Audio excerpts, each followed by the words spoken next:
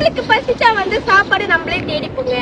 வாயில்லாத ஜீவங்களுக்கு பசிச்சா அதுங்க வந்து வாய் திறந்து சொல்லாதுங்க. சோ நம்ம தான் வந்து அவங்களுக்கு சாப்பாடு எல்லாம் கொடுக்க போறோம். சங்கநீதி டீம்னால முடிஞ்ச அளவுக்கு இன்னைக்கு நான் எங்க ஊர்ல பப்பிங்களுக்கு எல்லாம் சாப்பாடு கொடுக்க போறோம்.